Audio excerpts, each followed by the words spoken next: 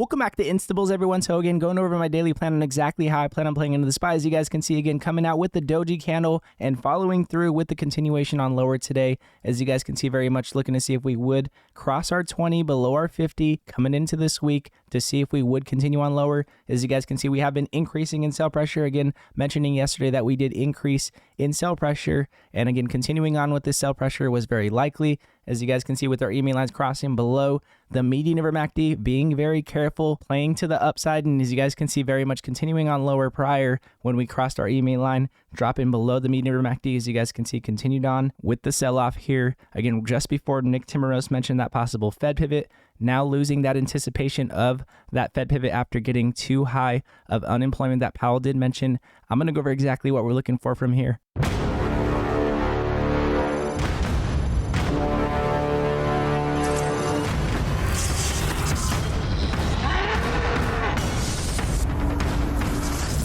So jumping into the daily chart with you guys here on the SPY, again, just to recap on everything that's been going on. Again, we had, a possible Fed pivot mentioned by Nick Timiraos, again, a Wall Street journalist that is a Fed follower. As you guys can see, we had our decrease in CPI shortly after, showing us that anticipation of a possible Fed pivot. We had our CPI coming out just recently and having a pullback as, again, Powell did not speak quite yet. And as you guys can see, Powell did speak. We had our indecisive candle decisively continuing on lower, dropping just below our 50, showing us that we were losing that anticipation of that possible Fed pivot from, again, Nick Timiraos mentioning that possible Fed pivot, again, continuing on lower here. As you guys can see, again, increasing in sell pressure to the downside with our 12 and 26 EMA crossing lower here, continuing on with that strength to the downside. And just to recap on the dollar, again, very important that we were watching the dollar, again, mentioned over the weekend that we were increasing in strength here on our MACD. Again, the most important indicator that we have been watching here is how much strength we have on the dollar to show us that we are losing strength on the SPY. Again, when the dollar goes higher, the SPY typically does lose momentum. And as you guys can see, continuing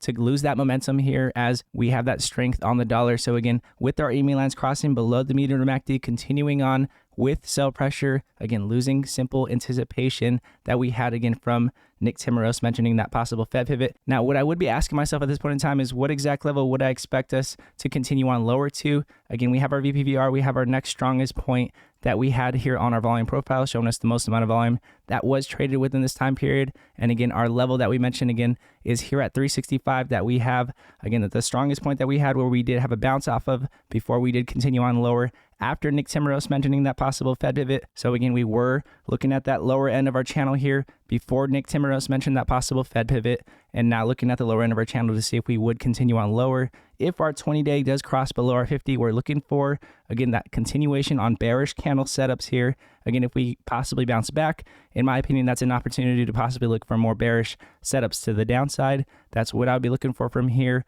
Again, prior, we were selling off, almost dropping to this point that we have here on the lower end of our channel, and now we may be getting that Elliott wave to the downside. So again, we do have a target that would be on the lower end of our channel at this point in time. Until we do get any more bullish momentum at this point in time, we are targeting the lower end of our channel. And again, just keeping in mind, our 365, 366 level here is the strongest point here on our VPVR, which is, again, the most amount of volume that was traded on this time period, looking for that possible bounce if we do get to this level. And then we would be looking for those continuations on lower from there. Again, we did drop down below our 380 support level that we're looking to see if we would have a bounce from. We did bounce pre-market, but we did not continue on higher here. So as you guys can see, continuing on lower with that strength, now testing our next point here on our VPVR here at 377. So again, just keeping in mind 377 coming in, and then our next level here is at 366, 365.